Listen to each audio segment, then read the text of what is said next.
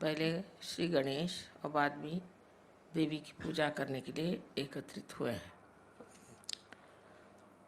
श्री गणेश को इस महाराष्ट्र में विशेषतः बहुत माना जाता है, क्योंकि यहाँ पर स्वयंभू अष्टविनायक है। अब लोग ये भी कह सकते हैं कि गणेश नाम की कोई चीज़ नहीं थी, और ये भी कह सकते हैं कि ये स्वयंभू अष्टविनायक नहीं है।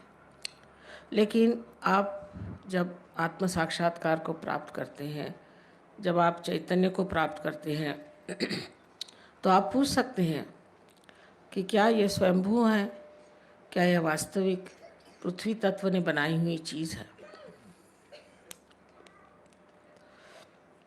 गणेश के अनेक चमत्कार सहयोग में हुए हैं। विशेष करके एक दो हमारे फोटोग्राफ्स है, अगर आप उन्हें देख लीजिए तो आप हैरान हो जाइएगा कि किस तरह से उन्होंने अपने दर्शन दिए हुए हैं। गणेश की जो विशेषता है वो ये है कि वो हर चक्र पे विराजमान।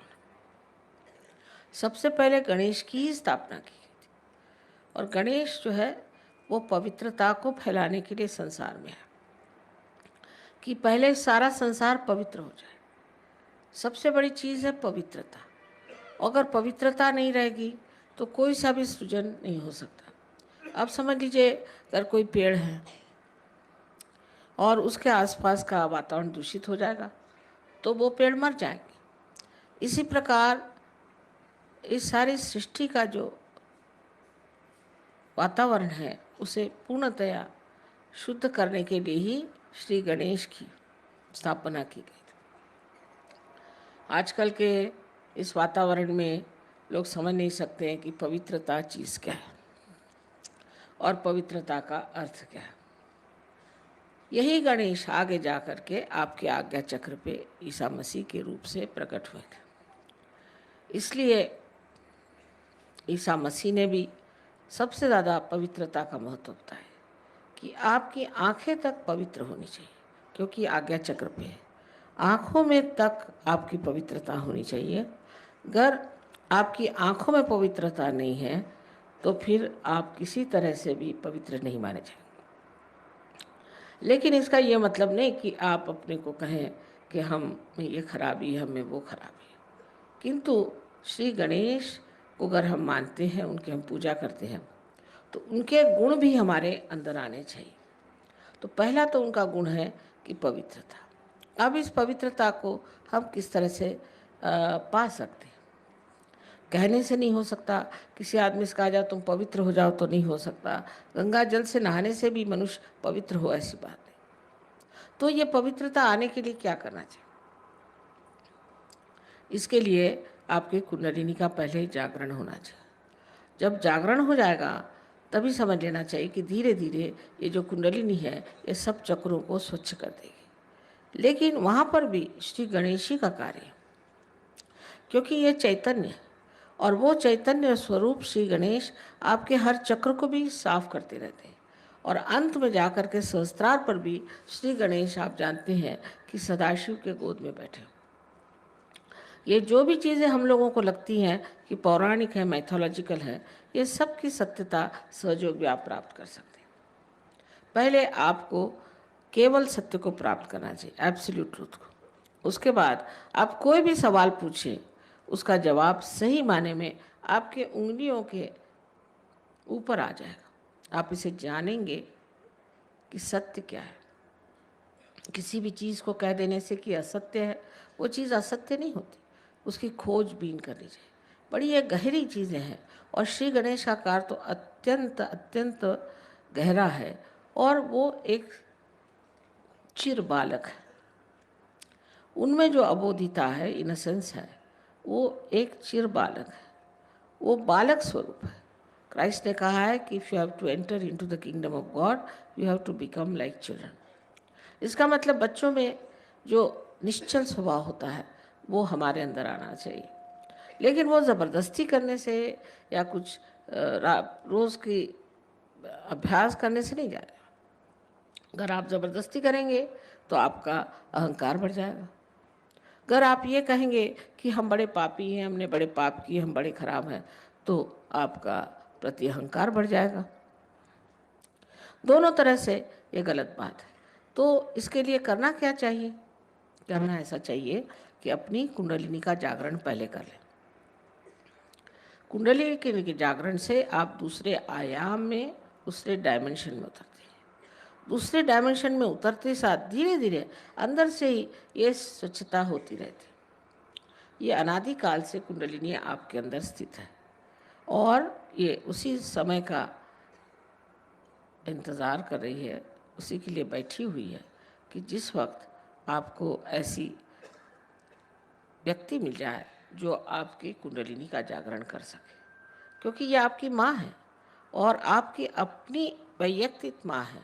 वो आपके बारे में सब कुछ जानती है और जिस प्रकार आपकी माँ ने आपको जन्म देते वक्त सब तकलीफ़ें खुद उठाई, वो कुंडलिनी ही सारी तकलीफ़ें उठा देती है और आप इस आत्म साक्षात्कार को प्राप्त होते हैं। इस आत्म साक्षात्कार को प्राप्त होने के बाद आपको सिर्फ इतना करना है कि अपने इस योग को जो आपका अब परम चैतन्य के साथ हुआ है, उसके साथ एकाकारिता स्थापित करनी। चारों तरफ हम लोग देखते हैं, फूल देखिए कितने सुंदर है, सृष्टि कितनी सुंदर है, पर हम कभी सोचते भी नहीं कि ये कैसी बनी, इसको कौन बनाता है। एक फूल के पौधे एक ही ऊंचाई तक बढ़ते हैं, कोई पेड़ एक ही ऊंचाई तक बढ़ते हैं, ये सारा कौन करता है? इसे आपको पातंजल में अगर आप देखे जाए तो लिखा हुआ है कि ऋतंभरा प्रज्ञा, इसका नाम उन्होंने ऋतंभरा प्रज्ञा कहा।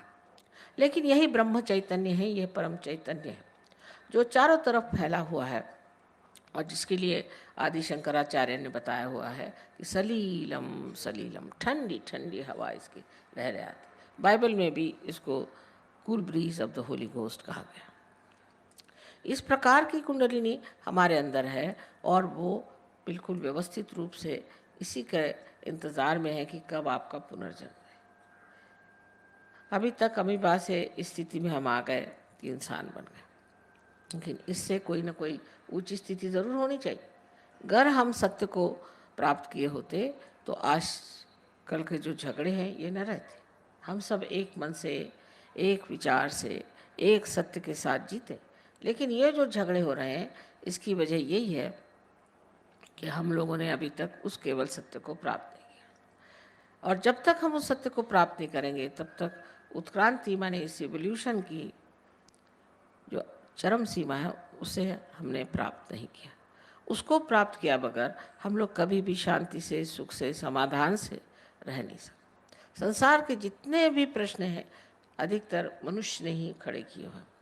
इस मनुष्य के परिवर्तन के लिए श्री गणेश का बहुत कार्य है, बड़ी मेहनत करते हैं। इनके गण हैं इसलिए इनको गणपति कहा जाता है और ये हर समय माँ की सेवा में लगे रहते हैं और हर जगह जहाँ भी ज़रूरत होती है तुरंत दौड़ के जाएंगे और कार्य करते हैं। अब ये सब चीज़ें ऐसी लगती हैं जैसे कोई स्वर्गीय चीज़ें हैं और इसका मनुष्य से कोई संबंध नहीं, लेकिन इसी दुनिया में हम लोग उस स्वर को स्थापित कर सकते हैं जिसकी महिमा शास्त्रों ने गाई हुई है।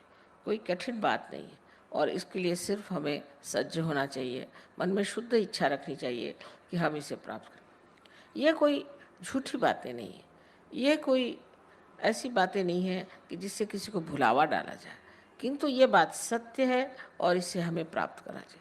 हम श्री गणेश को नमस्कार करते हैं लेकिन ये नहीं सोचते कि श्री गणेश क्या है, हमारे अंदर कहाँ स्थित हैं, क्या क्या कार्य करते हैं और इनसे हमें क्या क्या प्राप्त करना है। दूसरी चीज़ इनसे प्राप्त करना है वो है सुबुद्धि, जिसे विजडम कहते हैं। श्री गणेश में इतनी सुबुद्धि और इतना प्रेम है कि वो जानते हैं कि आप लोग गलती कर रहे हैं, वो जानते हैं कि आप में कुछ दोष है, लेकिन छोटे बच्चे जैसे क्षमा कर देते हैं हर एक चीज़ को। उनको मालूम नहीं किसी से नाराज़ होना, इसी प्रकार वो आपको बहुत क्षमा करते हैं। किसी हद तक काफ़ी क्षमा कर देते हैं, पर जब आप हद से गुजर जाते हैं तब फिर ज़रूर वो नाराज़ हो जाते हैं। तो उनको सिर्फ मानना, मंदिरों में जाना और उन पे पैसे चढ़ाना, उनको पैसे ऐसे कुछ समझ में नहीं आते।